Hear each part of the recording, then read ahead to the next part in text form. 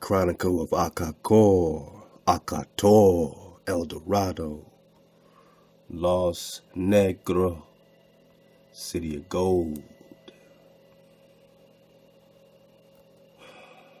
Everything we do is for information purposes only.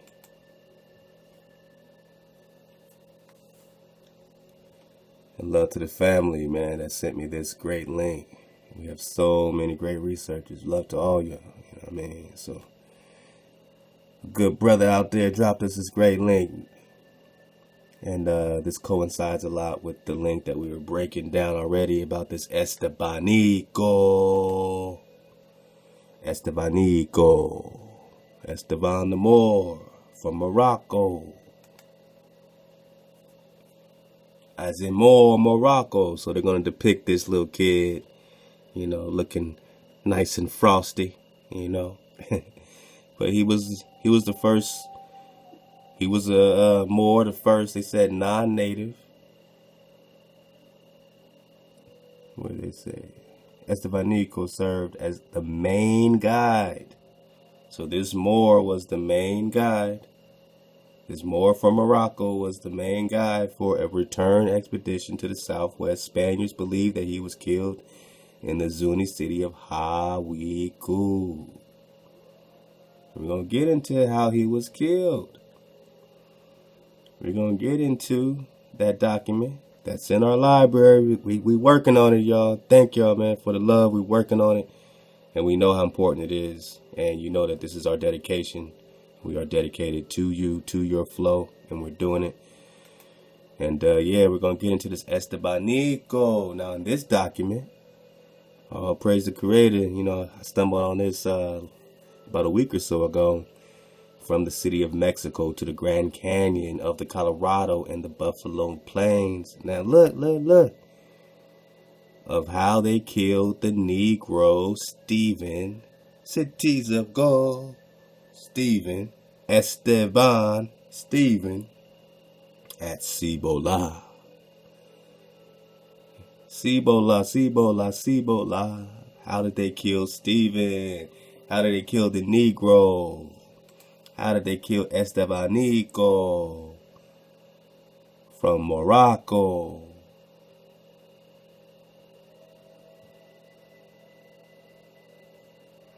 I remember they say he was enslaved as a youth by the Portuguese. This Estebanico, Esteban the Moor, Mustafa Zimori.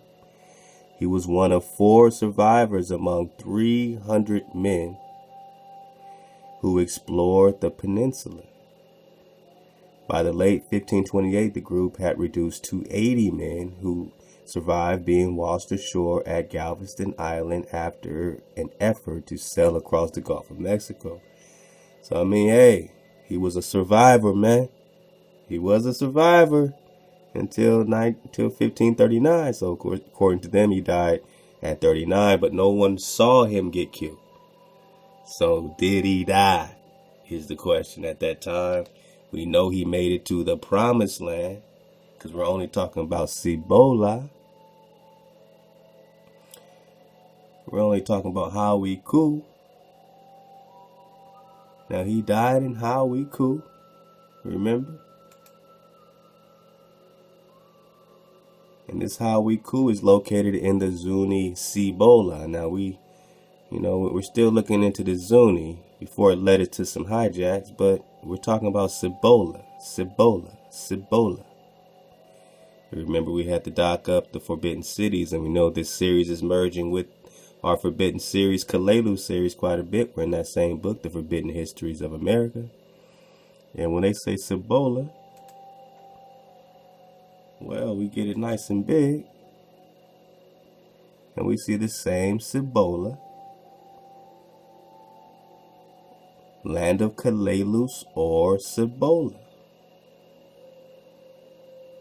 And the Kalelus in the same dot connects this Cibola to what's called the Promised Land.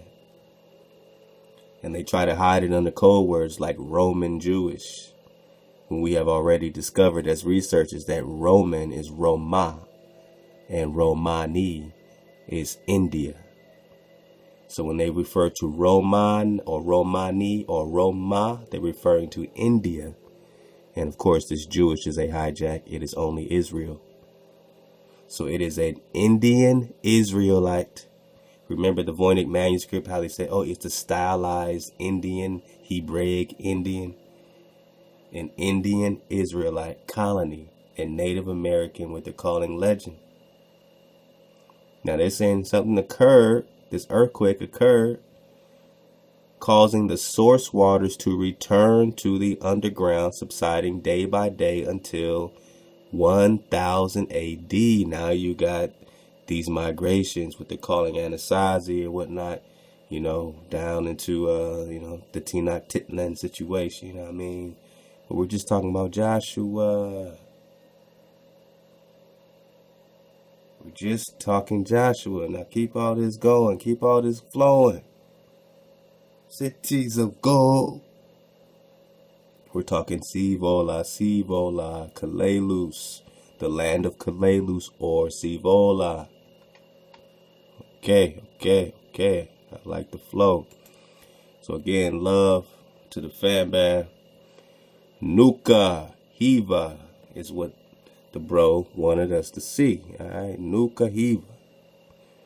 Erroneously spelled Nuka Hiva. You know, remember Tal keeps talking about Heba. Sounds like Sheba. Alright. Hiva.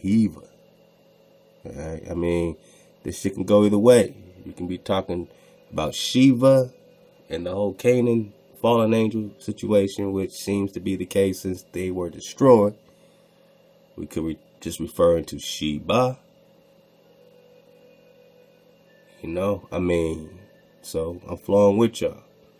But all these things are connected, you know, to our ancestors, these copper color races found here, these Americans, these copper color races, American. Now, Webster Dictionary, there's Noah Webster. Remember, they just setting up their corporation in 1776. So this is one of the first, if not the first dictionary that they published, that these hijacks that invaded you, they published this dictionary of meanings of words. And when they put American in this dictionary, the first one that they're setting up, they're saying Ame'rican, noun, a native of America, originally applied to the aboriginals, the indigenous people, or copper-colored races. Dark races, dark tribes. Americans are dark tribes. Americans are the so-called Negro. You're American. According to their definition in 1828, now you're just African American, according to Jesse Jackson. Found here by the Europeans. But look, then they took your title, called you black, and now apply to the descendants of Europeans born in America. Now keep all this in track. So now the descendants of the invasion, of the invador, of whatever migration, of their slavery, is coming over here calling themselves Americans. And now when they say American, it's just... Hold up, man. We just finished a good series, man. We just finished a great series. Again, love to my fam. Art Crawford, man. Hold up. Where we get? American imperialism. Now, when they say American, this is the picture, right? And here they got what they're calling children, but they look like grown-ass people, right? And it says Hawaii, Puerto Rico, Cuba, Philippines. And they got a Native American, an indigenous copper color race with feathers in his hair. He's over here by the dough. And they called him a Chinaman. He looked dark too. And all these dark people looking up at this dude. Look at this brother. This is their version of American. But what was it? Originally applied to the copper color race, the Negro that calls himself African American in the day was called American. Keep this swirling. It's all for a reason. So the brother gave us this link. We get this Hiva. It says the largest of the Marquesas Islands in French Polynesia. First, you're like, well, what's Marquesas? You know, what are you talking about? And what's the indigenous drop? They say native name Les Marquesas, which both meaning the land of men. Son of man, land of men. Son of man, land of men. Land of other type of men. I don't know. Land of men. All right. Let's go back. So this land of men, they're calling French Polynesia just because they're trying to hijack it. An overseas territory of France, right? Territory. They were colonized, but screw that. In the Pacific Ocean. So we know it's in the Pacific Ocean in this Lemuria situation that Tao was talking about. All right, Lemuria. It was formerly also known as Le Marchand and Madison Island. All right. First, so Robert Louis Stevenson's first landfall on his voyage on the Cuzco was Hethu. Sounds like Matthew. I mean, this sounds very Hebrew. On the north side of Nuka Hiva in 1888. So this is their first landfall in this Hiva situation was at Hethu. Alright. And then it goes, the coastline of Nuka Hiva is characterized by steep but fairly regular coastline. So, alright, gets into some stuff now. I want to see something. Demographics. The population in 2007 was 2,660. Wow. But what was it before the invasion? This is substantially less than that encountered at the end of the 16th century when the Spaniards first sighted the island. So this 2,000 number is substantially less than the original number at the end of the 16th century when the Spaniards first sighted the island. Listen up. Listen up, my people. This is what they're telling you this. You're not getting some crazy nigga talking shit. I'm just, reading what they're saying about themselves. Now, contacts with Europeans, so-called Europeans, that's another title they took, brought infection. So contacts with these invaders brought infections, or they purposely infected these people, brought their black plague to these people, bottled up their black plague, syncretinized their black plague and brought it to these people and desecrated their population to only 2,000, which was substantially less than that encountered at the end of the 16th century when the Spaniards first sighted the island. Cities of gold. Contacts with Europeans brought infections such as venereal disease and influenza, causing high mortality.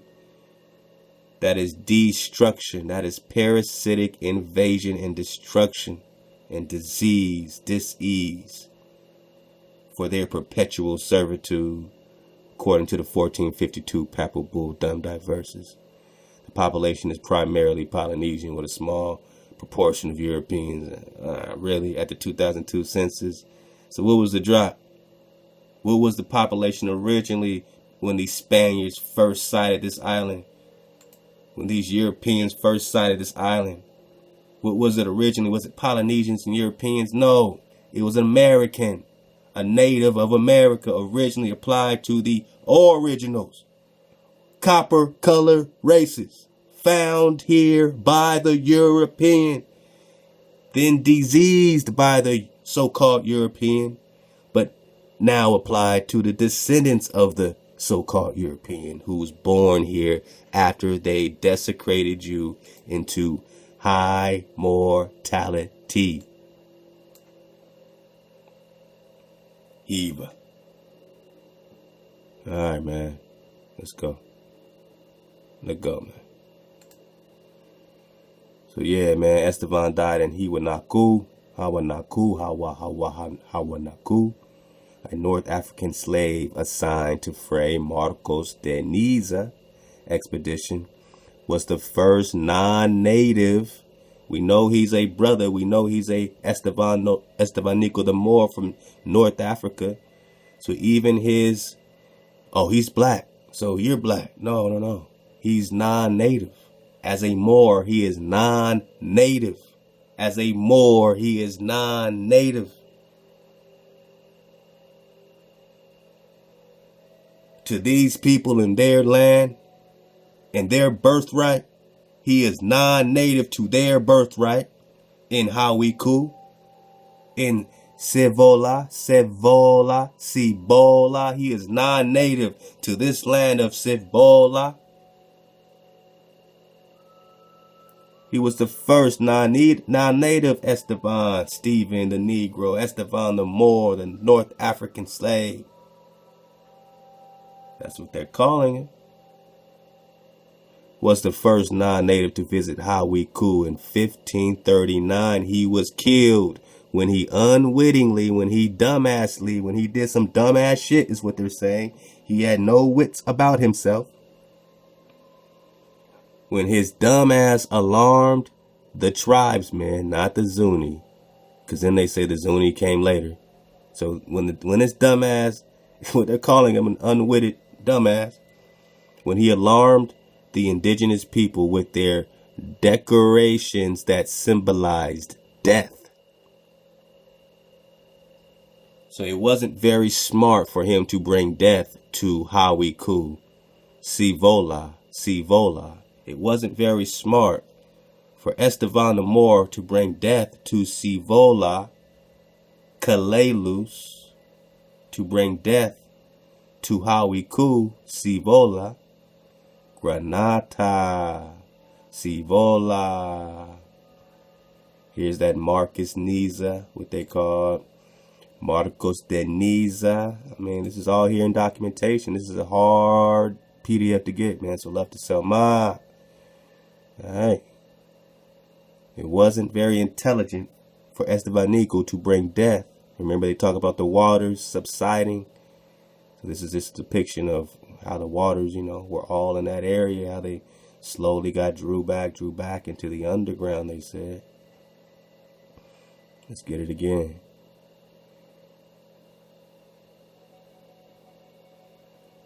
They said what they're calling lake existed from the days of the crucifixion, to about 900 AD, when another earthquake mentioned by the Roman or Romani Jewish Indian. Every time I see Roman Jewish, I'm going to say Indian Israelite, because I know we're talking Romani, and they're hijacking Roman from Romani. Colonies and Native American legend occurred, causing the source waters to return to the underground, subsiding day by day until about 1000 AD.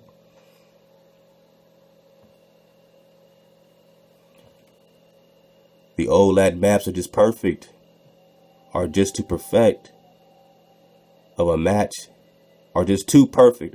to this no longer hypothesis, as the shoreline is quite identifiable, existing at one level of 6,000 feet. It would seem the existence of this very strikingly similar lake, which science claims existed 33 million years ago, just happened to be so close in appearance to the lake which appears on the old Latin map. So they're saying this didn't happen 33 million years ago, that science is saying that it just happened. Just happens to be so close in appearance to the lake which appears in the old Latin maps. This lake was likely documented and kept from the rest of the world by the early Roman Jewish colonies, they're saying. If you look at some of the maps done by the old Latin explorers, even in the 1700s, it is quite obvious they are lacking in this seeming well-guarded secret of the land of Kalelus or Cibola. Estevanico died in Hawiku. Where's Hawiku? Hawiku ruins, a national historic monument, they say now. Zuni Pueblo, New Mexico. Zuni Indian Reservation. It is included within the Zuni Cibola complex, New Mexico. Oh yeah, Cibola, Cibola. Now let's go ahead. Let's go ahead right quick.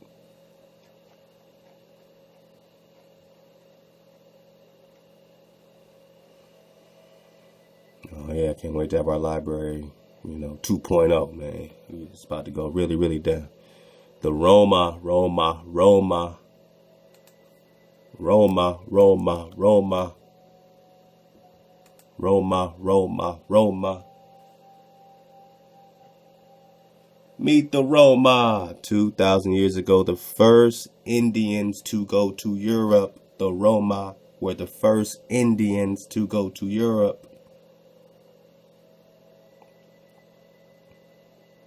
Anthropologists, historians, and geneticists as lying in northern India, the Roma or Romani are a traveling people. Then they hijack that and it becomes Roman. Now it's Roman. No, it's Roma. If we do our research, which we do, meet the Roma 2,000 years ago. The first Indians to go to Europe. The Roma, Romani, Israelite colonies, and the lead crosses of Toussaint. Remember the crosses of Quetzalcoatl, signifying he crossed them over into a. He crossed them over into a. He crossed them over into Kalalus. He crossed them over into Kalalus. He crossed them over into Kalalus, meaning promised land.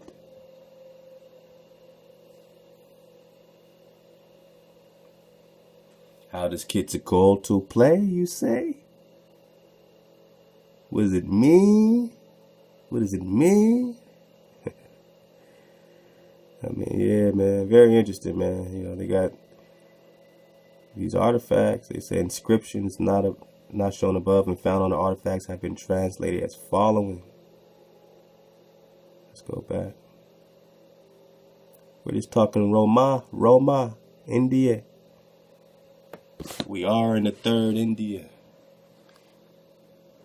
Excuse me, I get excited sometimes, Get you back.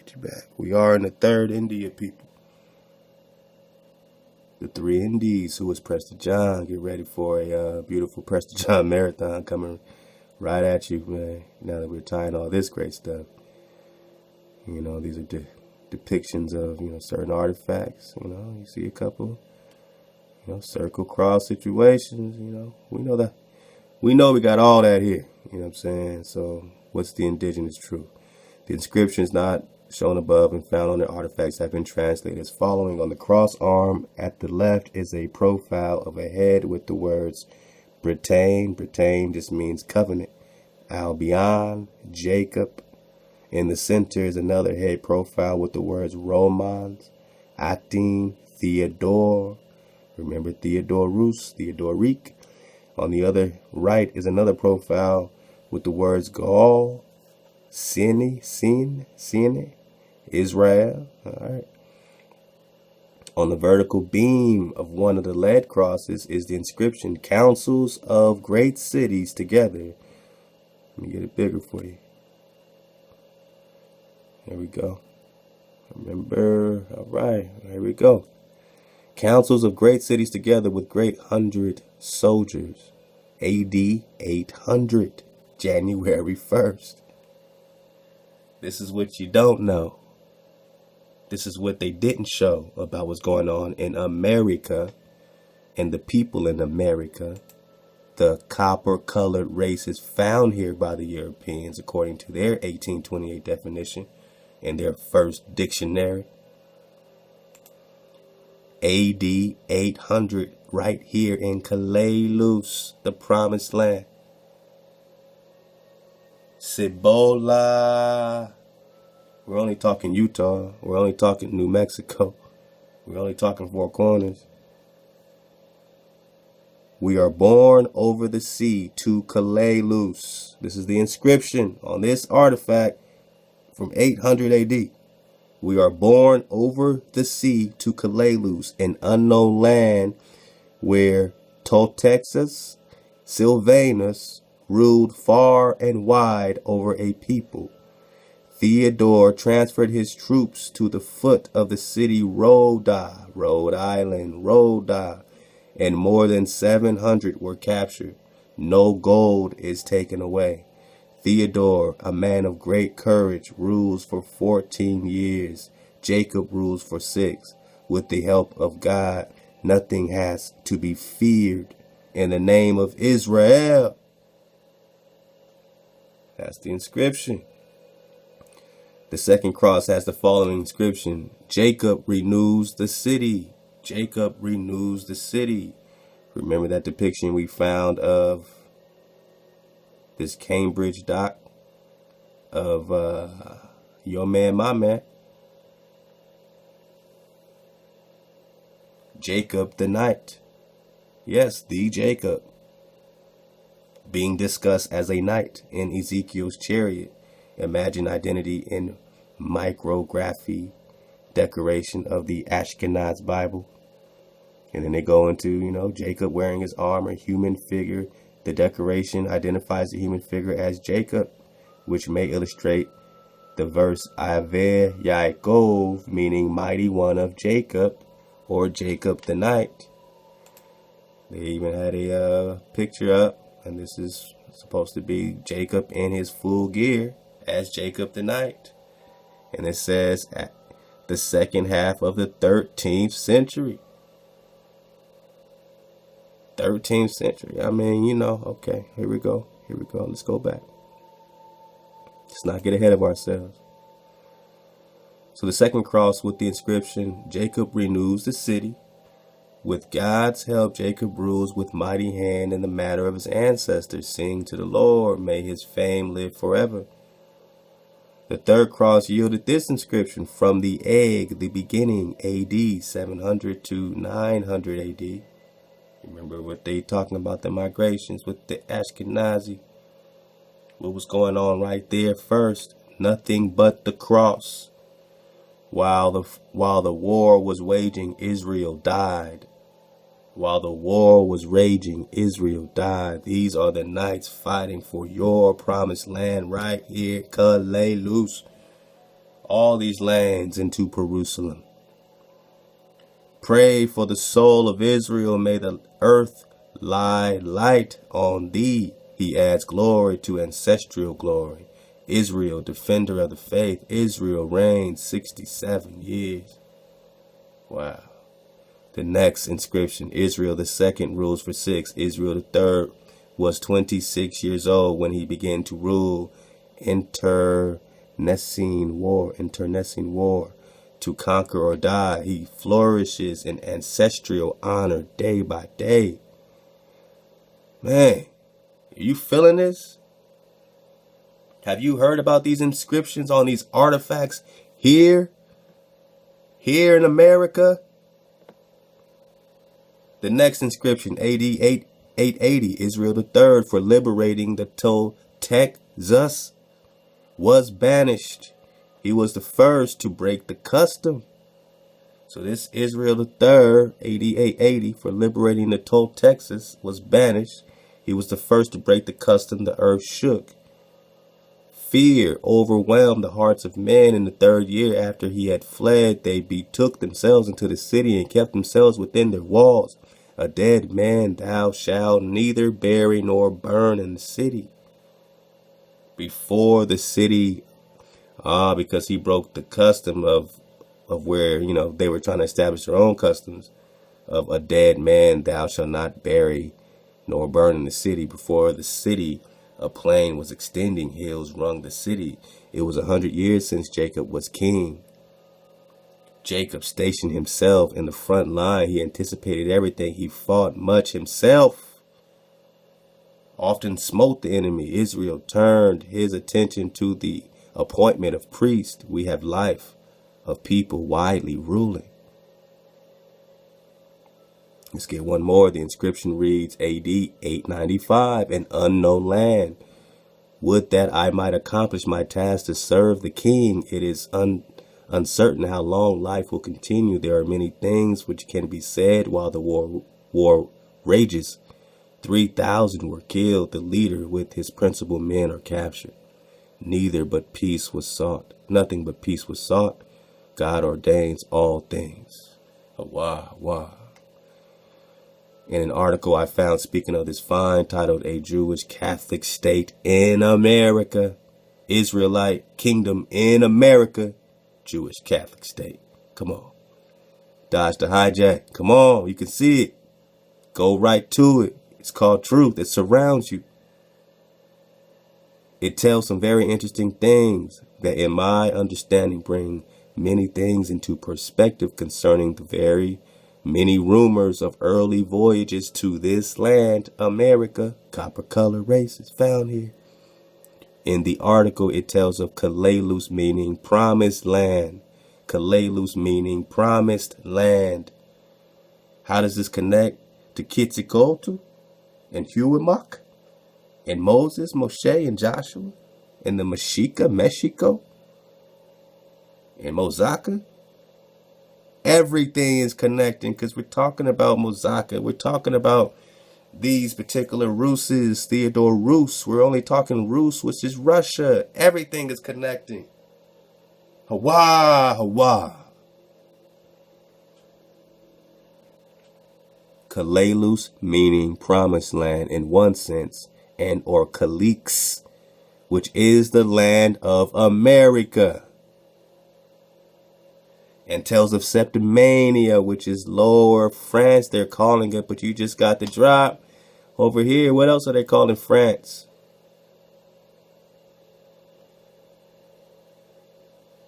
They're calling it French Polynesia. It's territories of France, but we're only talking about Hiva in the Pacific Ocean. We're only talking about these islands here, these Indies that were conquered according to the Dumb Diversas Papal Bull 1452.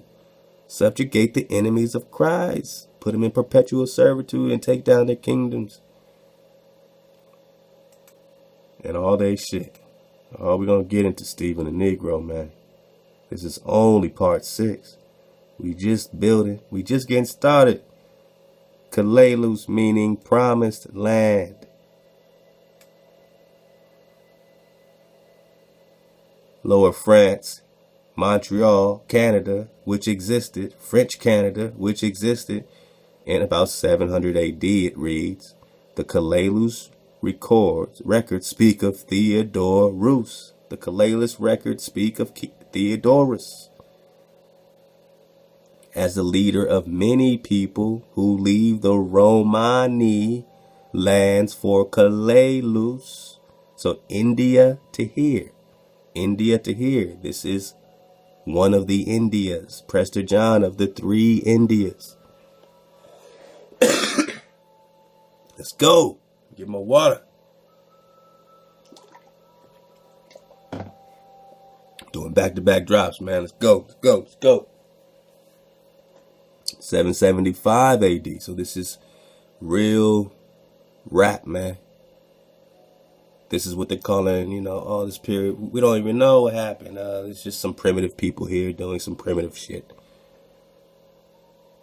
Some basic shit. Nah, there ain't nothing basic about these Israelite kings and the technology and everything else they're defining in these temples, these cities of gold. Theodorus is none other than the Jewish king, the Israelite king of Septimania. Septimania, sept, seven cities. Cities of gold. 7 cities of gold. He's the king of the 7 cities of gold. The Rus, Russia, Rus, Clan Ross. Rus, the king, Israelite king, Rus.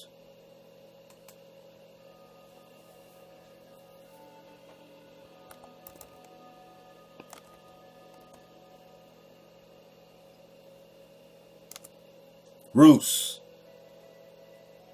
king, Israelite kings. Lost tribes of Andros. You remember it. I'm just showing you how we connect this. Lady Andros of Clan Sial Andrea, of the ancient and noble house Andreas. They call it Ptolemy, Egypt, Greek, Iberian, Hebrew. whose family named the Andros Island, Greece, Agios, Andreas, Greek towns, British Isle of Man, Andrews Island, California. And Andros Island, Bahamas, is a relative of Mega Alex Andros, Alexander the Great. What's the drop? And how does that connect with Prester John as these overlap each other, this Alexander the Great and Prester John, priest king, who is a relative, Alexandros Ptolemy X, of the Hyksos pharaohs, 6th king, Hyksos pharaohs of Egypt's 15th dynasty, which was here.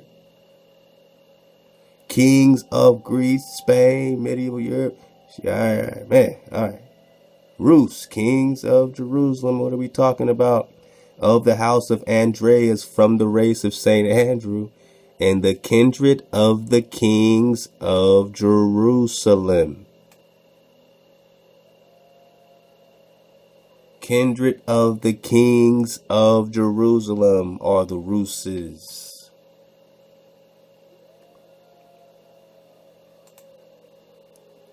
Theodoric,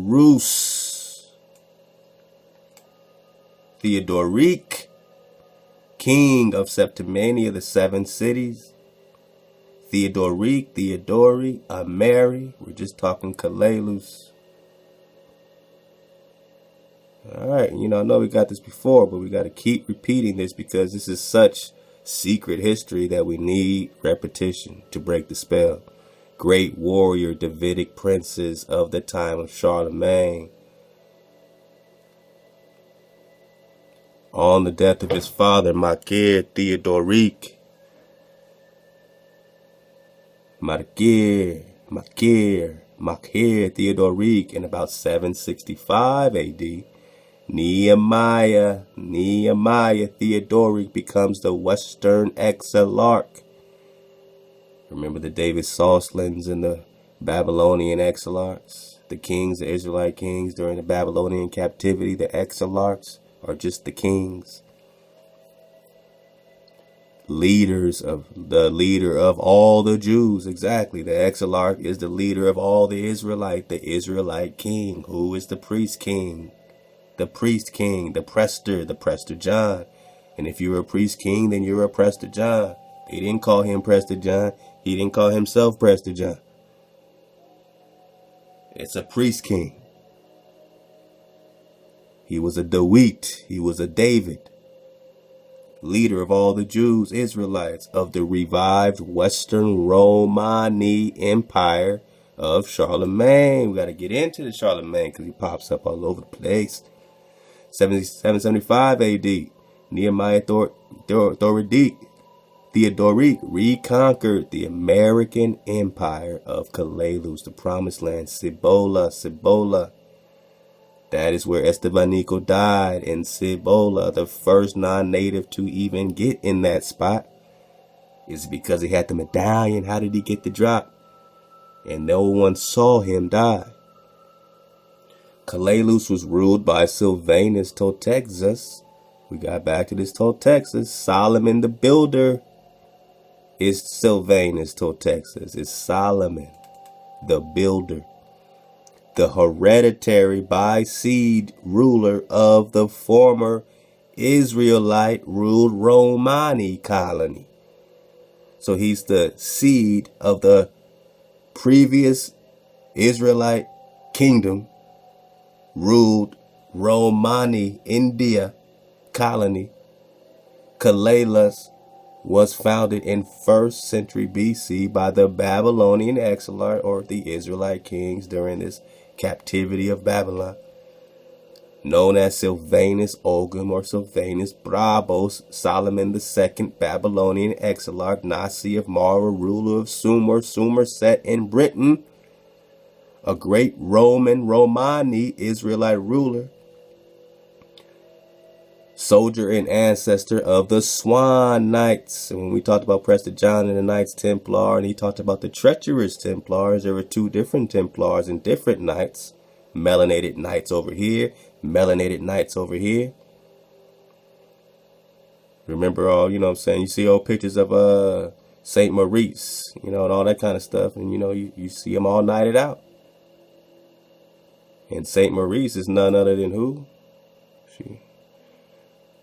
And love to the fam that did this, man. Love to the fam that did this. Wonderful, wonderful work. Cleve Rus, land of Rus.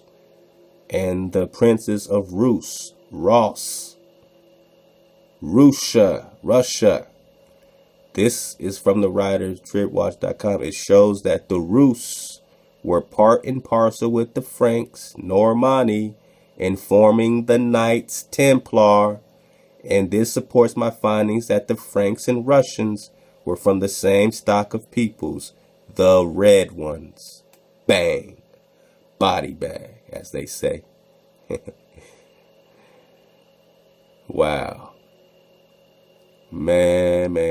So you got thus there were Andrews of Phoenicia, Russia, Anders of Sweden, Denmark, Hungary, Andros of Italy, France, Greece, Andrews of Scotland, Ireland, and England since the time of Attila the Hun and the first Mongol, remember the Kariots, and Ottoman invasion to protect the northern tip of the Norman kingdom and with the help of the indigenous people. We're just talking these Ruses forming the Templars. We're just talking my man St. Maurice. Where's Maurice?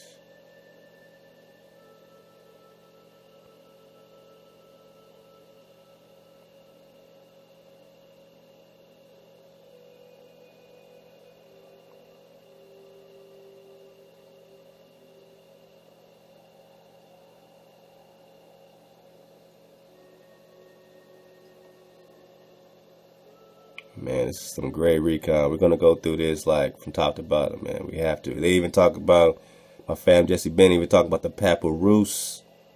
We always say papyrus paper, Egypt papyrus paper, and it's papyrus paper used for writing scrolls. The Hebrew alphabet in papyrus paper used for writing scrolls was derived from that of the Phoenician Haberu. Man, Hyksos Greek, Hyksos, Habiru are the one and only Rus royal clan, royal Hebrew scribes, and the ancient dynasties of other shepherds. All right. And that was from Africanus and Menothos. Hold on, man. I'm skipping over my St. Maurice. Let me see. Let me find Maurice. Come on. You always help me find this stuff. There is no time. So even if you think you're watching this in the future and you see it, still send it to me because it will still get to me, yo. There we go. Thank you. Thank you, y'all. I told you we could do it. On the morning of 6 June 1637, Amias Andros was knighted by King Charles I and called Seomares of Saint Maurice from thenceforth to the present. Maurice means great one. More means great. Don't get it twisted. We're all Moor. Don't get it twisted. But we're not all Moab. We are kindred of the kings of Jerusalem. Maurice means great one from the name Moor or Megas. They said today his name means smelly, so it went from great to smelly. All right. But Saint Maurice is none other than Amias Andros. And you know how he's decked out? You know, Saint Maurice is decked out. And you see the royalty, you see the bow and arrow, you see the indigenous royalty. So keep all that in mind with Theodore Roos and Solomon the Builder and the Swan Knights, a great Romani Israelite ruler, soldier, and ancestor of the Swan Knights, Knights Templar. He also had a fleet of trading vessels known as the ships of Solomon, or the swan boats. The ships are shaped like a swan, with its sails like the wings of a beautiful gliding white swan. After the defeat of Sylvanus Toltec Zeus, the members of the royal family were sent back to Europe. The Picts, Jacobite Rising, where they were under the protection of Nehemiah Theodorus. Russia, Rus, kings of Jerusalem. House of Andreas from the race of St. Andrew and the kindred of the kings of Jerusalem.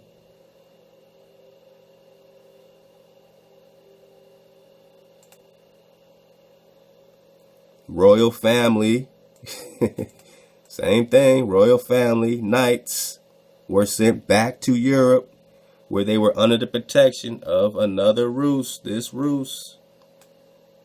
Now, this Nehemiah Theodorus is who reconquered. This Nehemiah Theodoric reconquered the American empire of Kalalus, the promised land.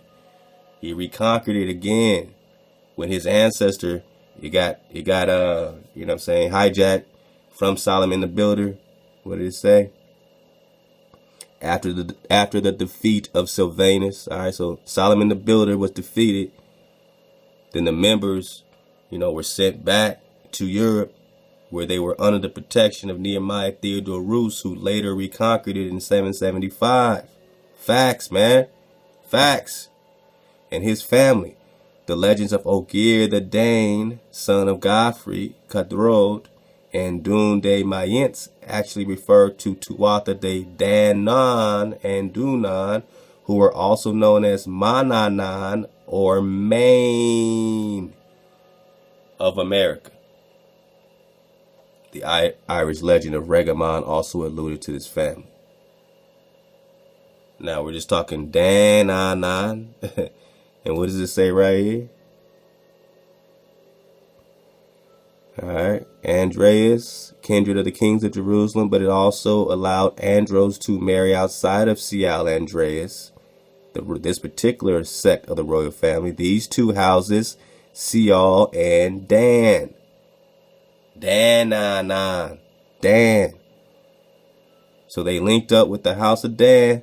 Normans resisted the Roman rule north of Hadrian's Wall in 120 AD. So they were resisting, that, all the, King James and, prior, all that Esau hijack that was going on at the time. They're fighting Esau there. You're fighting Esau there, here.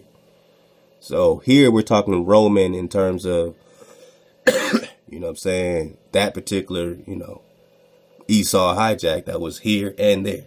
We're talking tribes. We're talking tribal. We're talking Shem, because Esau is Shem, Moab is Shem, Ishmael is Shem. But these are the tribal wars that they didn't talk about. But now we're connecting all this great history through Jesse Ben, Forbidden Cities, and all your drop that you're sending us. I mean, we're doing it together. So they were all fighting against the hijack, Esau and them in the Confederacy. These two houses, Sia and Dan. Rus and Dan.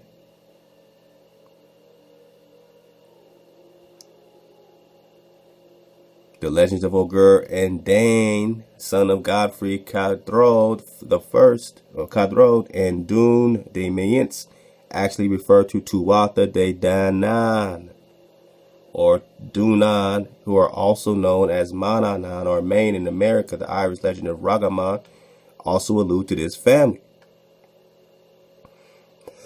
Then it breaks down. Israel III went south to Toltec lands of Mexico. All right, Israel III, all this is here.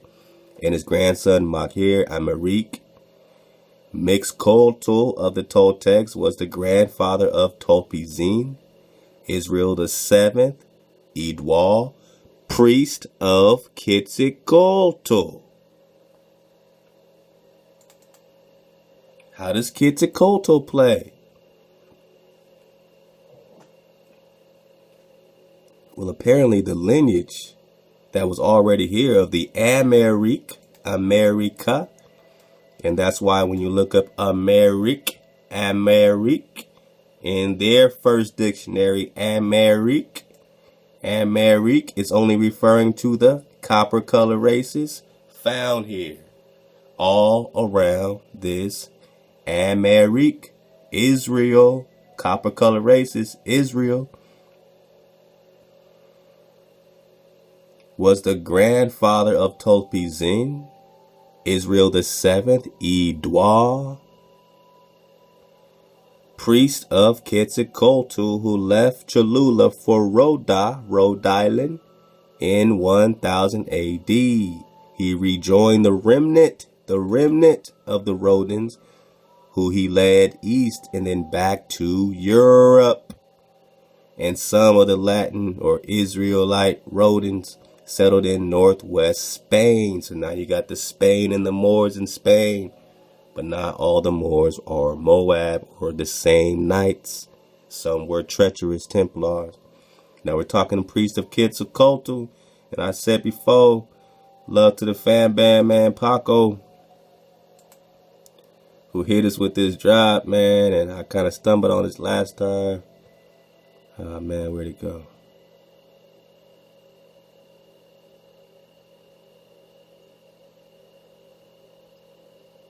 Yeah, I'm doing back-to-back drops, so everything's kind of everywhere. But he dropped this drop from a Book of the Beginnings by Gerald Massey. And we just, belly flopped in it to where he kind of led us, man. And we look right here. And now we're talking Quetzalcoatl. We're talking this link to this family whose let's get it again. Let's get it right.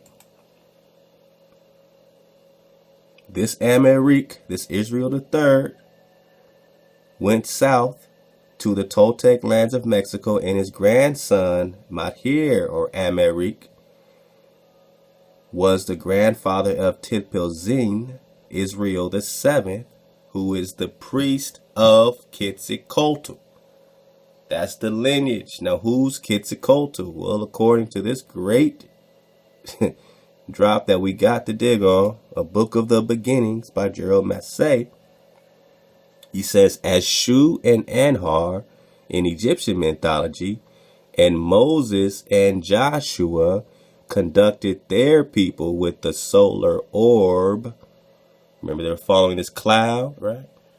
Round the circle of signs, overcoming the opposing powers, Egypt, postulated by the early men. So in Toltexus, Sylvanus Toltexus, you see how we're connecting? Mythology, Huey Mock,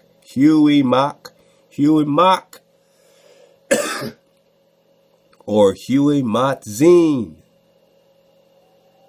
Huey Mock or Huey Matzine and Quetzalcoatl conducted their people through the pilgrimage and wanderings recorded in their picture writings. Just as Moses and Joshua, Huey Mock and Quetzalcoatl. Now pay attention. Huey Mock, like Moses, so this author's connecting Huey Mock to Moses, wrote the code of laws for the nation and conducted the civil government. Quetzalcoatl, in relation to Huey Mock, plays the part of Joshua.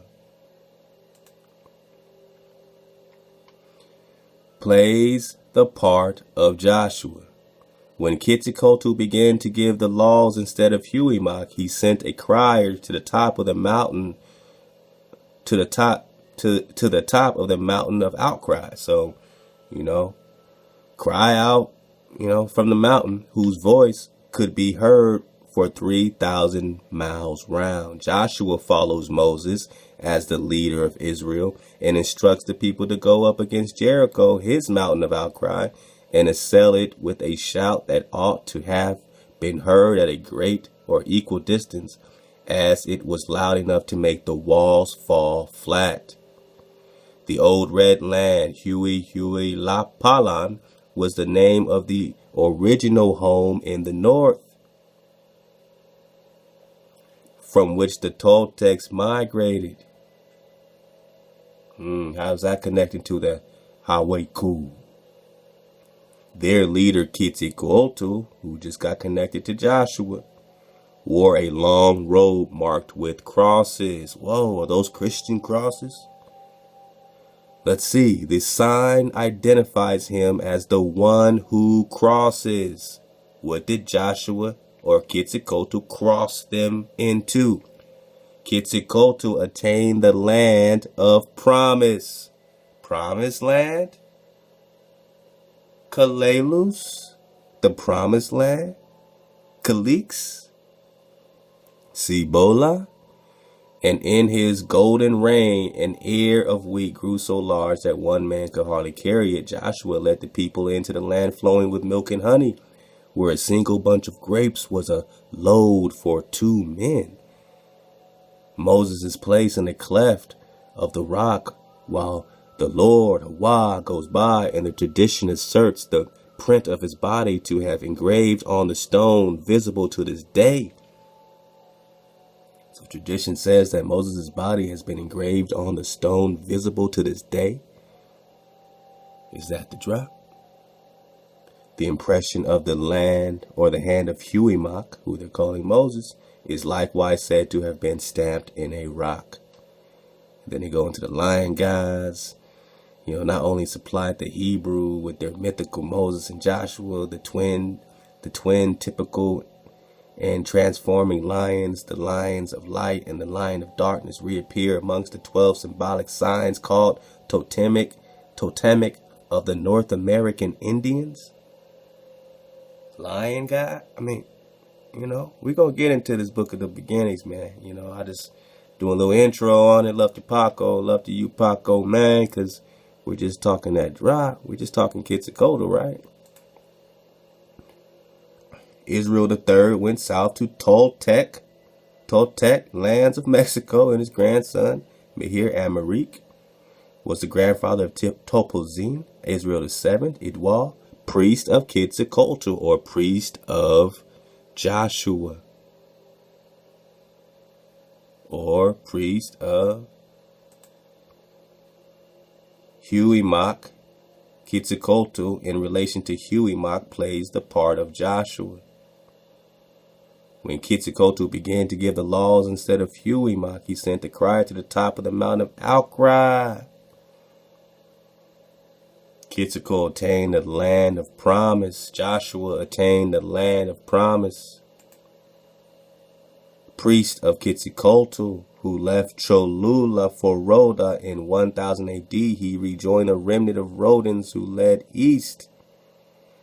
We're talking about the David Exarch family people. Man, I want to keep going because we're just talking now. The reasons for including the previous segment was that the reader now understands that the Romani Jewish colonies and other of Hebrew origins. So now he just gives it away right here that when he refers to Roman Jewish colonies, he's talking to those of Hebrew origin. The Romani Israelite kingdom has been coming here for a very long time. So we're going to get back, I don't want to go too far in this series. We're just talking about the royal families of Europe. We're just talking about the royal families here. We're just talking about the Israelites. We're just talking about Kalelus. And remember when we talk Kalelus, oh man, there's so much dropping here. Remember when we're talking Kalelus, we're only talking about Kalelus meaning promised land. Kalelus meaning promised land. Kalelus meaning promised land. And when we talk about Cibola, this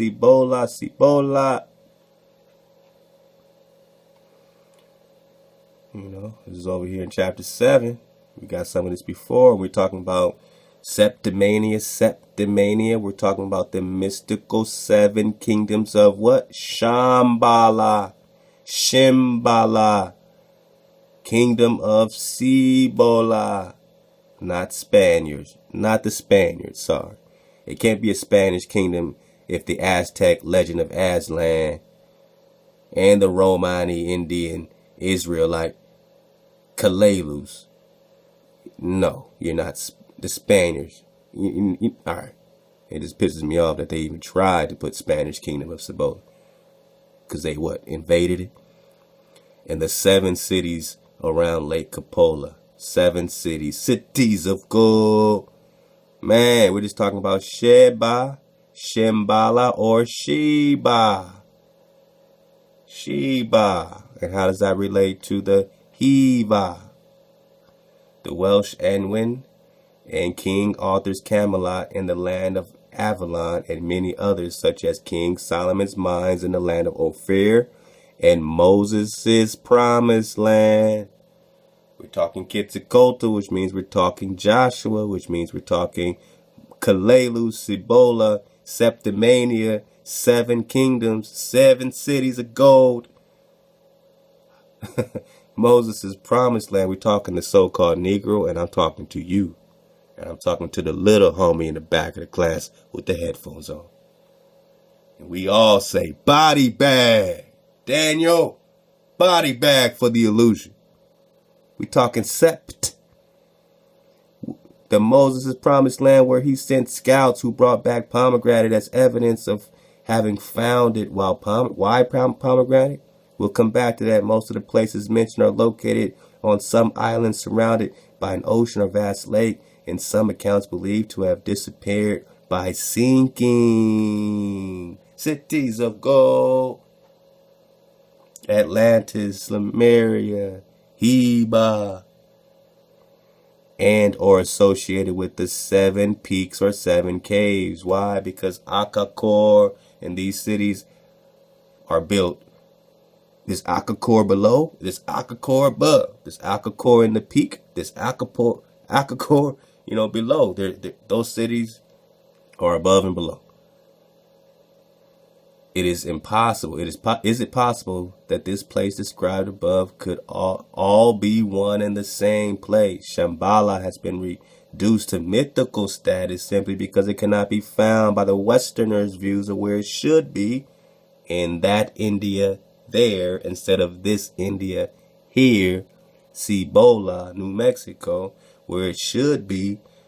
According to them, perhaps they should have looked in their own backyard.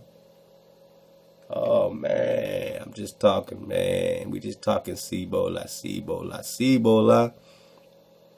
We just talking Cibola. We just talking Estebanico. Remember, he got killed in Cibola, right? Cibola. Kalalus. Cibola is Kalalus, right? Ain't that what they said? I'm just trying to be accurate. What they say.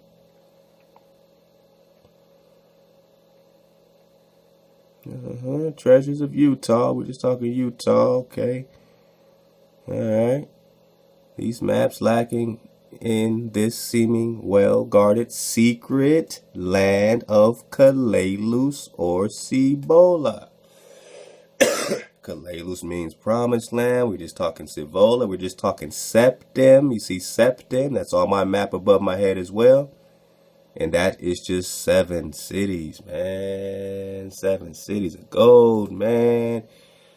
All right, we're back in 1540 from the city of Mexico to the Grand Canyon of Colorado and Buffalo Plains. Chapter 3, let's go. How they killed the Negro Stephen at Cibola. And Friar Marcos returned in flight. So, all right, let's hear how they killed Stephen, man. After Stephen had left the friars, he thought he could get all the reputation and honor himself. All right, before we got how, they didn't really like him that much. Because he was just breaking the rules and doing his own thing. Let's see if we can see some of that.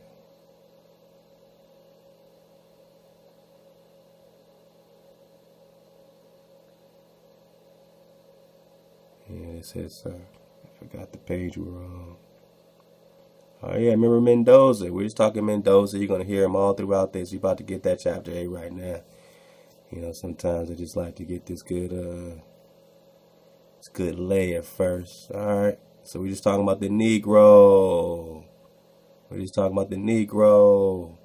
When he reached the province of Culiacan, he sent the friars just mentioned and the Negro, Stephen the Moor, Estebanico, who was named Stephen, Esteban, off in search of that country because Friar Marcos, remember Marcos, Marcus Niza, Marcos, all right, who was named Stephen, all right, Friar Marcos offered to go and see it because he had been in Peru, Peru. At the time, Don Pedro de Alvarado went there overland. It seems that after the friars I have mentioned and the Negro had started, the Negro did not get on well with the friars because he took the women that were given him and collected turquoises and got together a stock of everything. So he took a gang of chicks, he took all the women, all right, besides the Indians in those places through which they went, got along with the Negro better because they had seen him before. So besides the Indian in those places through which they went, got along with the Negro better. All right, so they got along with him better because I guess he was, not white because they had seen him before. This was the reason he was sent on ahead to open up the way, because he looked like you and did what? Pacify the Indians. So they sent the ones that look like you, just like they do your black leaders today, which are they your tribe? Pacify the Indians. So that when the others came along, they had nothing to do except keep an account on things for which they were looking. All right, so how did they kill Stephen? After Stephen had left the friars, he thought he could get all the reputation and honor himself, and that if he should discover those settlements, which should, with such famous high houses alone, he would be considered bold and courageous. So he proceeded with the people who had followed him. So he was kind of doing his own thing. He was kind of messing with them. But remember, he was taken as a slave at first, they said, by the Portuguese. So, he kind of was trying to do his own thing. But they wanted him to do everything for them. So he kind of had a little power struggle with them and attempted to cross the wilderness which lies between the country he had passed through, Cibola, Shimbala. He was so far ahead of the friars that when these reached Chichilaticali, Cali, all right, which is on the edge of the wilderness, he was already at Cibola, which is 80 leagues beyond. It is 22 leagues from Culiacan to the edge of the wilderness and 80 across the desert, which makes 300 or perhaps 10 more or less. As I said, Stephen reached Cibola loaded with the large quantity of turquoises they had given him and some beautiful women whom the Indians who followed him and carried his things were taken with them and had given him. These had followed him from all the settlements he had passed, believing that under his protection they could traverse the whole world without danger. So he convinced them that they were safer with him, against the so-called white invader. They were safer with him. But as the people in this country were more intelligent than those who followed Stephen, all right, so the people in this country, you were more intelligent than those following him. They lodged him in a little hut they had outside their village, and the older men and the governors heard the story and took steps to find out the reason he had come to the country. So he got jammed up. They said, nah, man, we're going to put you in a little hut because we don't trust you, homie. We don't trust you. You told him that you didn't trust him when he tried to roll up into your promised land with all these women and things. For 3 days, they made inquiries about him and held a council. The account which the Negro gave them of the 2 white men who were following him, sent by a great lord who knew about the things in the sky and how these were coming to instruct them in divine matters. So they said, look, man, you got 2 white men with you saying that they know about the things in the sky and how these were coming to instruct me in divine matters. So you got these 2 white men You're saying we're sent by a great Lord and they're going to instruct us in matters of the Creator? Made them think that he must be a spy or a guide from some nations who wish to come and conquer them. Man, you must be a spy, homie. You sound crazy saying that these white people have some special drop on my Creator, because it seemed to them unreasonable to say that the people were white in the country from which he came and that he was sent by them. How are you sent by these white people? That made no sense to them based on status, because they had a status without a checkbox. And based on their status, it was unreasonable that these white people in the country from which he came was sent by them, he being black, or he being a copper color or a dark, a dark tribe. You know what I'm saying? How are you with the natural power, with the natural with the natural great status, sent by these people with a divine countenance, with some divine drop? It made no sense to them based on their natural status that these white people had dropped and was sending them, he being black, so-called black. Besides these other reasons, they thought it was hard of him to ask them for turquoises and women. And you asking us for stuff, turquoises and women? And so they decided to kill him. They did this. So you said, man, off with your head, buddy. Hey, it's over, pal. It's over for the clown shit, man. You want turquoises, women, and you saying you got these white folks coming to teach us about the Creator, and you were sent by them. You're dead. That's it. You coming into the promised land. Remember it said, Estevanico, a North African slave assigned to Fray Marcos de Niza's expedition, was the first non-native to visit Hawanaku. He was non-native. 1539, he was killed when he stupidly alarmed the indigenous people with decorations that symbolized death. And because he brought them death, they decided to kill him. They did this, but they did not kill any of those who went with them, although they kept some young fellas and let the others, about 60 persons, return freely to their own country. As these, who were badly scarred, were returning in flight, they happened to come upon the friars in the desert 60 leagues from Cibola, and told them the sad news, which frightened them so much that they would not even trust these folks who had been with the Negro, but opened the packs they were carrying and gave away everything they had except the holy vestments for saying mass. They just gave everything away. They went crazy. They returned from here by double marches. They ran their ass away, prepared for anything, without seeing any more of the country except what the Indians told them. They went no further. Now later it's going to say that no one really saw him got killed, but this was the story that came back. Man, we just getting the drop. We jumping right now into chapter 8, man. I love y'all. Let's just jump right into it. Belly fly, belly fly. Chapter 8. Thank y'all for surfing the wave. Thank you for the love. I'm going to fall back with you and check this out and take it all the way to the dismount. You dig it down. In the 16th century, from all over Europe, great ships sail west to conquer the new world, the Americas. The men eager to seek their fortune, to find new adventures in new lands. They long to cross uncharted seas and discover unknown countries, to find secret gold on a mountain trail high in the Andes. They dream of following the path of the setting sun that leads to El Dorado and the mysterious cities of gold.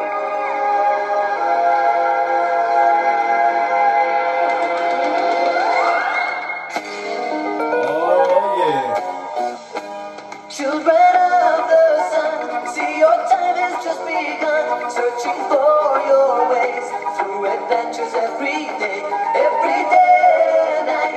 With the condor in flight, with all your friends in tow, you search for the cities of gold.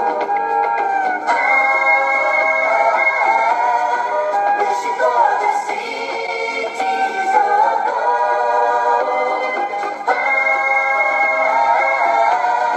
Someday we'll find the cities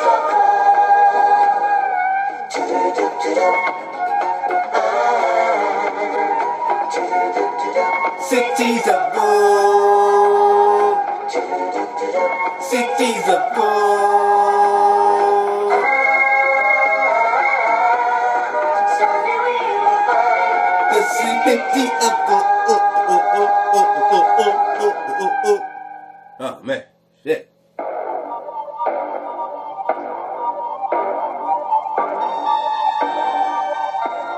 Gomez's Spanish galleon overtakes and attacks the Solaris, the sun-powered ship on which the children are traveling. They outdistance the Spanish ship because Tao finds a wonderful secret power boost just in time. High-tech shit. At last, they reach the new continent. South America.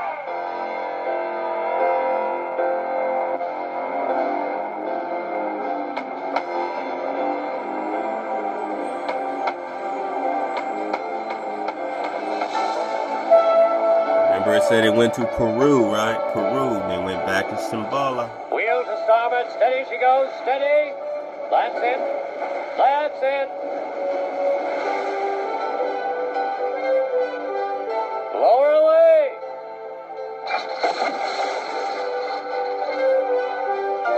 At last, I have come back home. It's very strange, but I've never been here, and yet I feel as if I've seen all this before.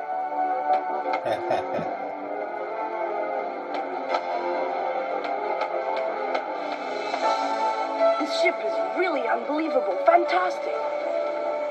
In just one voyage, she's been full of new surprises. I must start studying. Hey, Tom, can't you be more careful?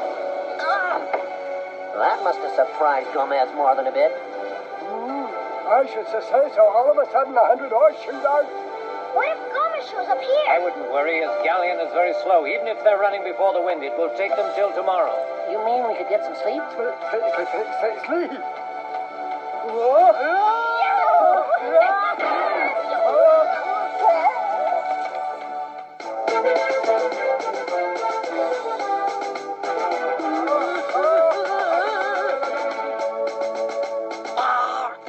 Hook a pedal, it won't help you to play dead. I've got you, you pirates. One more move and I'll shoot you like dogs. Just a moment, friend. We're not pirates. My name is Mendoza. I'm a navigator to Commander Gomez's expedition. Quiet! You others, search the ship at the double! I swear I am telling the truth. If you don't believe me, just send word to the governor in Lima. Is that so? Well, as it happens, Governor Pizarro is staying here in this city. Then I must see him at once. I have just... They said Pizarro or Pisa. Remember the friar Marcos Pisa. Marcos Niza. come from Spain with a special mission to convey to the governor personally this girl standing here beside me. There, I was right. I knew Mendoza would betray us. You men, take these children. Get out. They won't get me. Let me go. This is my boat. Anyone who betrays my orders will be put in chains for life. Look.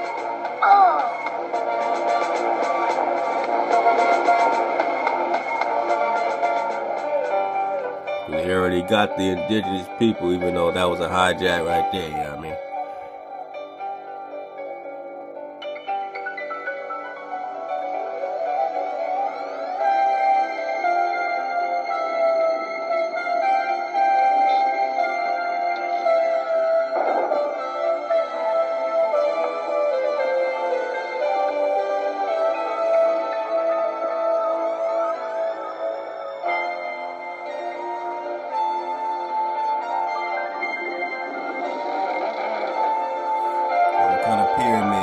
Castle is this in South America? Truly superb.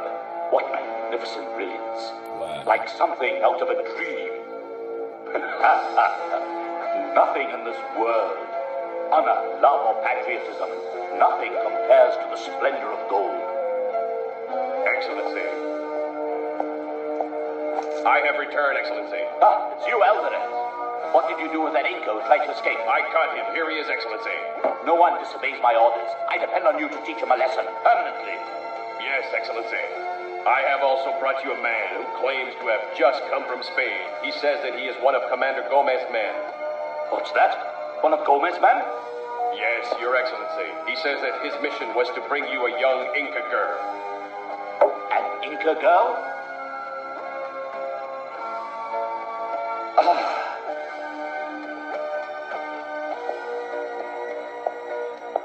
Governor General Pizarro?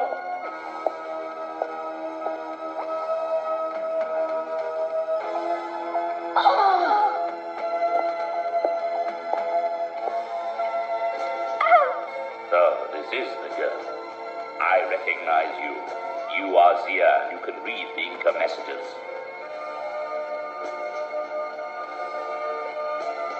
Strings and knots. Kipu, you call them. Tell me what is said in this one. Look at it.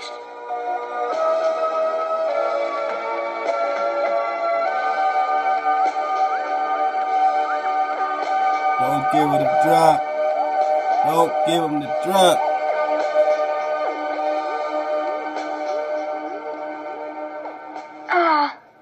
No, I won't. I won't. If I tell him, he will find out there's a city of gold near my own home. Right. The soldiers will come and steal the gold and turn my people into slaves. Well, can you read it? Hell no. Say something, girl. No, I cannot read what is written.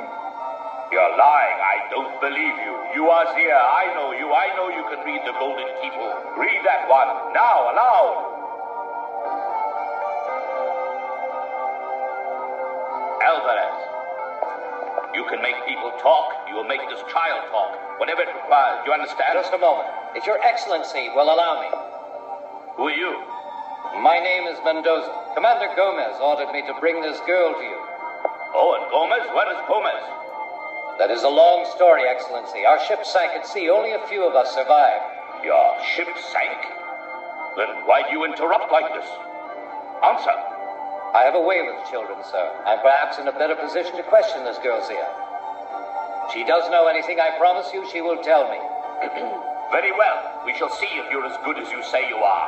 I give you one night to get her to tell you what she knows. If she hasn't spoken by dawn, you two will hang. And the others, Excellency. What shall I do? Put them in the cell with the Incas for the moment. Yes, Your Excellency. Keep your hands off. Oh, my goodness, Mendoza. It's all right, Sancho. I have a plan. Yeah, you won't get away. Come on. Esteban! Zia! Oh! Let's go. Move along. No, Esteban! Estebanico. Mustafa.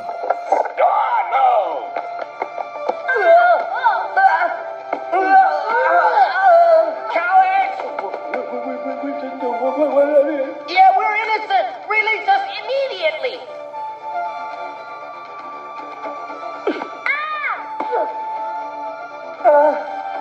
Hey, quick, come and take a look. Dark people.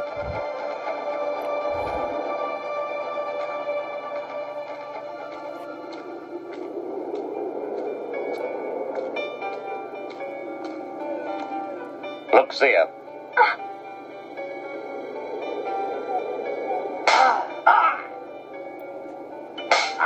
Wow. You see the punishment those bullies have in store for you if you refuse to tell them what's in the Golden Kipu? I want to save your life, but you have to help. You know me, and you know I don't wish you any harm. Oh!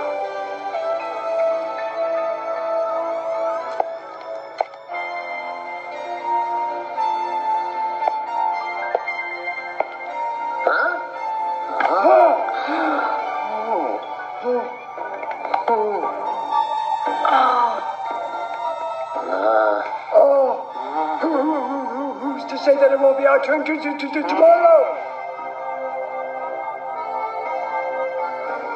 They're beasts. Beasts. Are you alright? Is there any... Stay away, white devil. Oh! Why do you say white devil? Come no closer.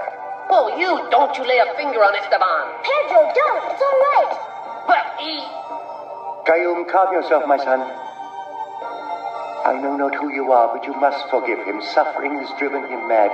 It is not his fault. Look, none of us are in armor. We're not soldiers. Don't be afraid of us.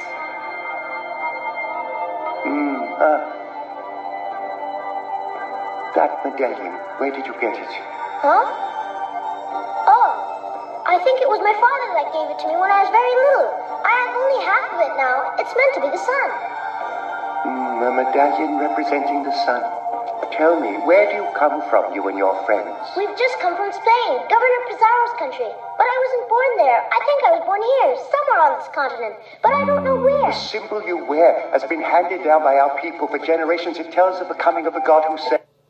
Whoa, all right, so he's saying he was born in South America. Now remember that he was a Portuguese slave. So did the Portuguese find him in South America? And whenever they found him around this 1500s, you know what I'm saying, that means that, of course, our melanated people were already rocking here. All these tribes were here. The Moors were here. Morocco was here. Everyone was here at that time before they got here. So they also found Esteban the Moor here. Now, what are they trying to say about this medallion? We've just come from Spain, Governor Pizarro's country. But I wasn't born there. I think I was born here, somewhere on this continent. But I don't know where. The symbol you wear has been handed down by our people for generations. It tells of the coming of a God who saves. God who saves.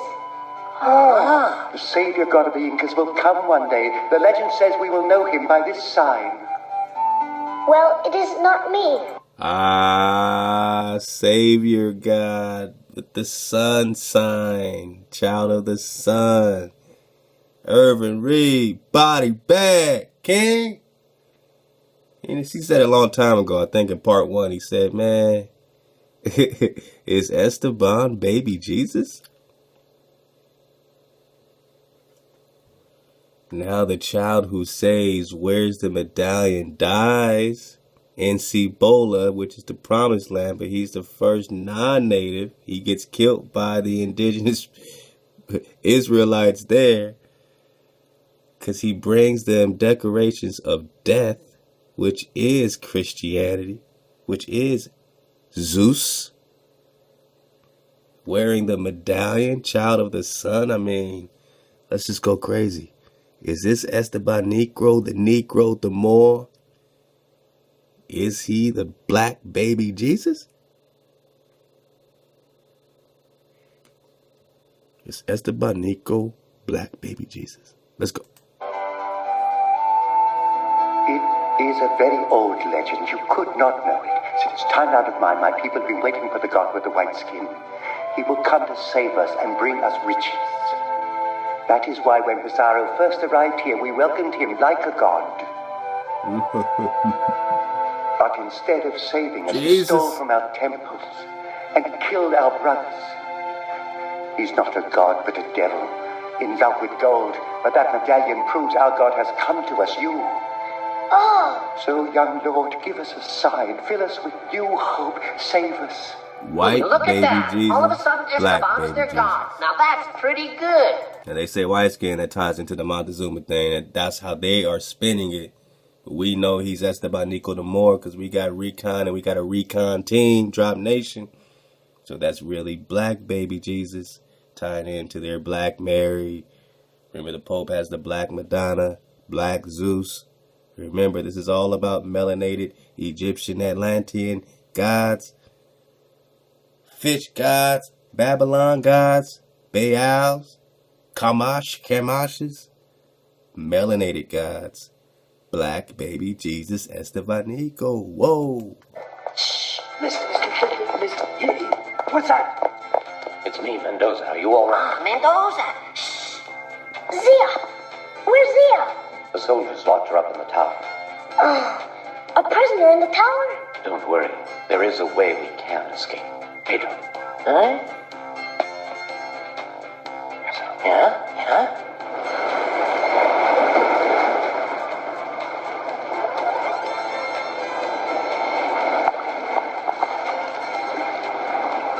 Luck is with us.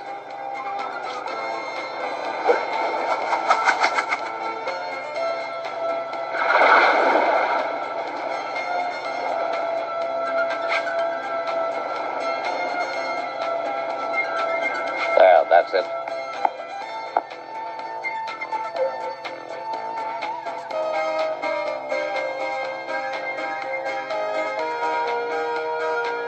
Ah, he's coming back to life, look. Yes, he's coming to.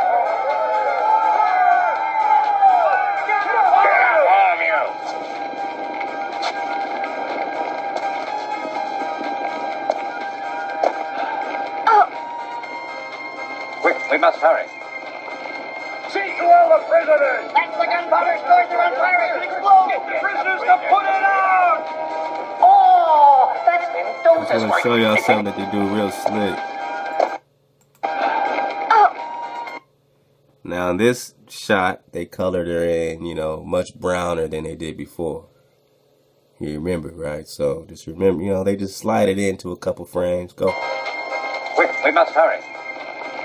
See to all the prisoners! That's the gunpowder stores are on fire. It's explode. Prisoners to put it out! Oh, that's Mendoza's work. I bet he started that fire in the gunpowder stores himself. The soldiers will be too scared to fight it, and they'll send for the prisoners. Only he could think of such a thing.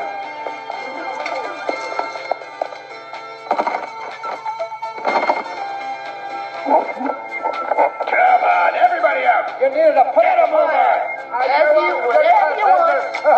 What? Let's go out. Hurry up! Come with us!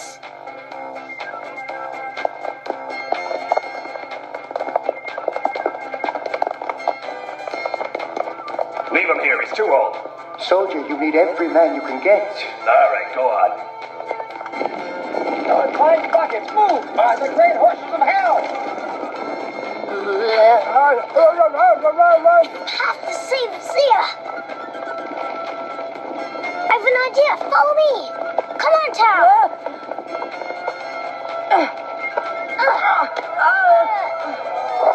Form a bucket, chain to the sea.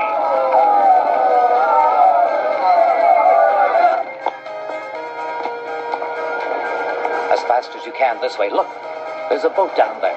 What about Esteban and Tao and... They'll be all right. I told Pedro what to do. They'll manage everything fine. You need all your courage, Zia. Tao, come on, this way! But where are we going? I don't know exactly, but we have no choice. If you say so. As for your well-thought-out plan, I haven't seen much of that.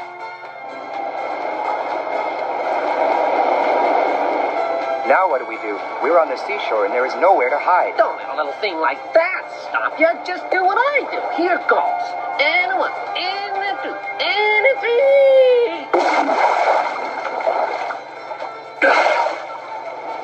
And here I go. Are you ready? I'm ready. Let's go.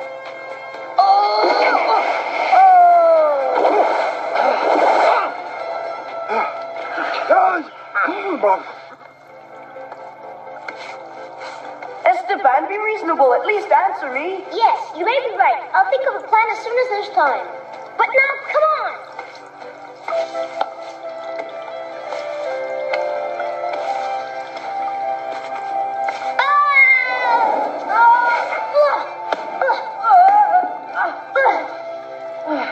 You see, I told you so. Before going off in all directions, you need a good plan. Anything. Oh, you get on my nerves. Before you do anything, you always need a book or a plan. Yes, and that's why I usually succeed in everything I do. Good for you. Meanwhile, let's see where that light is coming from. I really don't understand you at all. We should stop and think first. Ouch!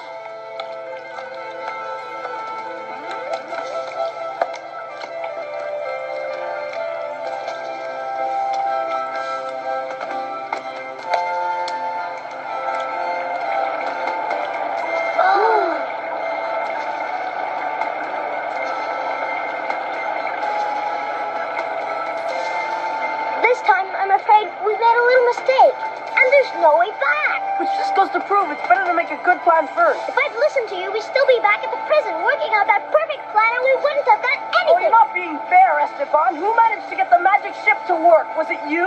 Don't let's go on about it. This way. Climb up. What? Climb all the way up there? Ow!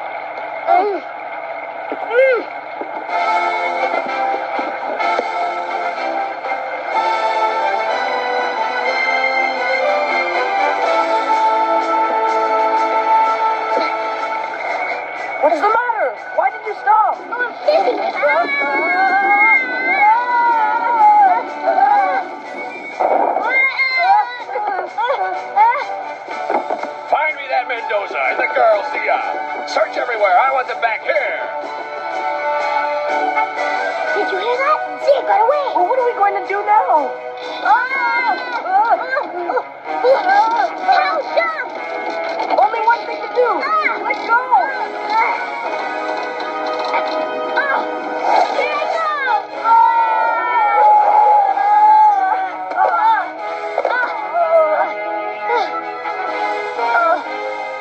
I'll tell you the truth, Esteban. Your way of doing things still puzzles me. Never mind, just keep quiet and follow me. Oh, my arms and legs are smashed into little pieces.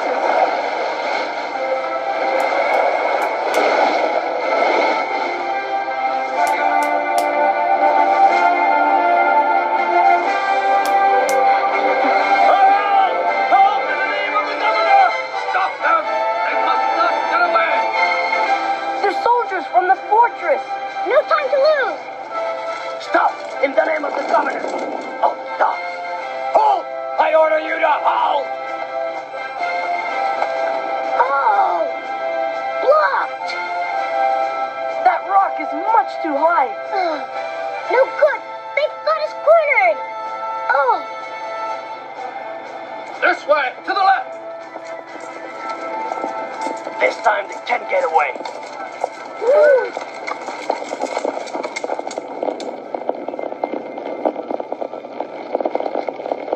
Father Rodriguez, protect us now. Come this way, you!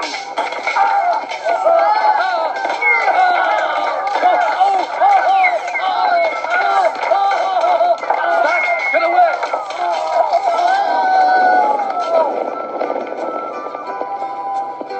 Oh? Look! Our wise man says you are the ones we have waited for. We welcome you. Well, the thing is...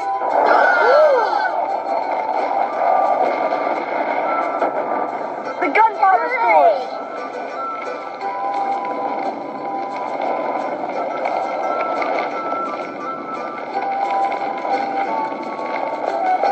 Your Excellency, forgive me, sir. You idiot! Couldn't you even keep hold of a little girl? Bring Zia back here, I'll have you skinned alive. Of course, Your Excellency. Out there, this golden keeper is useless. She is the only one who can read its message. The way to the cities of gold. Find her and bring her back here alive, you hear me?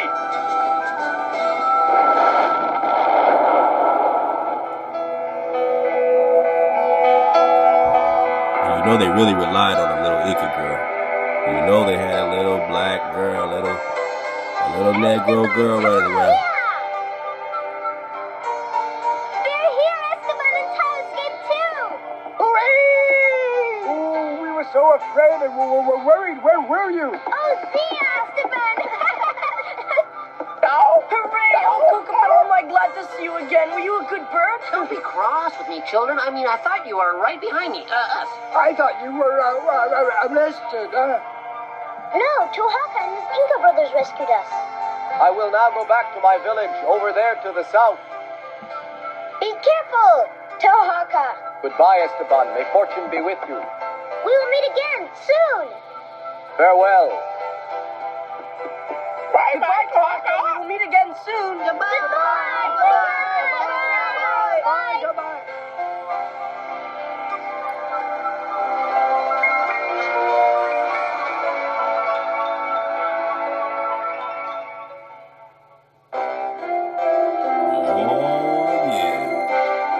Because they think Zia knows the way to the cities of gold, the Spanish army capture her and attack the Inca village. Hey. Meanwhile, Gomez fires on Tao's ship, the Solaris. Will Esteban manage to find Zia? Watch the next episode of The Mysterious Cities of Gold.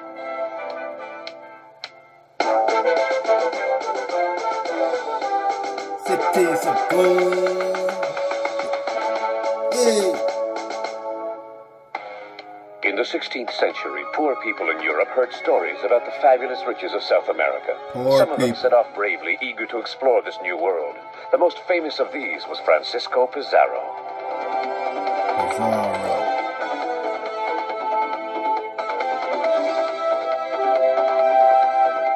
He came from a small village in the south of Spain. He'd heard stories about the new continent and some fabulous city of gold, and he couldn't wait to get out to South America and find it.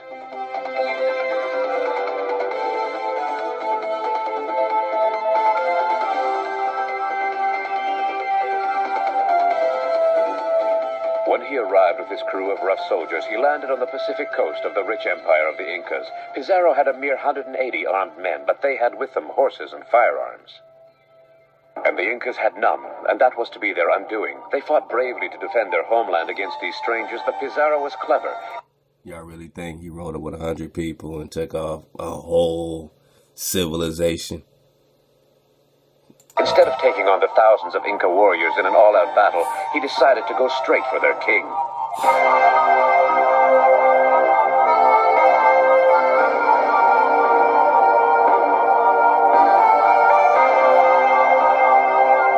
The Spanish soldiers were often afraid. They were in a strange country thousands of miles from home and facing a large army of trained warriors. But Pizarro kept his head. The Inca army fought bravely enough, but they were no match for the killing power of gunpowder and shot. Even the sight of men on horses, the animals they'd never seen before, filled them with dread. At last, the great Inca king was taken, and Pizarro... Look at all these dark people. Alright, copper color races found here. Look at this. Look at this. Look at what you're witnessing. Dark people being slaughtered. Cowboys and Indians. Had his prisoner as he planned.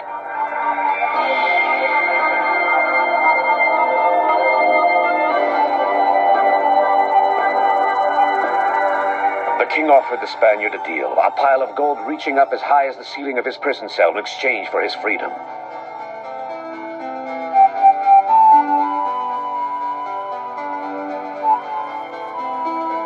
Pizarro said nothing but waited while for 6 months beautiful golden objects were gathered in from every corner of the Inca kingdom. A vast ransom worth more than $100 million. As soon as he'd got his gold, Pizarro killed his royal prisoner.